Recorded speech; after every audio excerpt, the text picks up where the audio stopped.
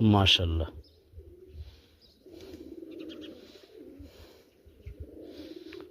أنا شلت وأمي جعلان. هذا حمام هذا أمي جعلان. আমি আরবিতে কথা বলতেছি।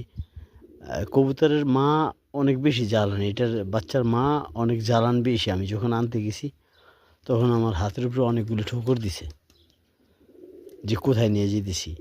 চিন্তা করলাম অনেকদিন ধরে বৃষ্টি, তো এই জন্য একটু রোদ্রে রাখলে হয়তো বা কবুতরগুলি ভালো থাকবে, এই জন্য।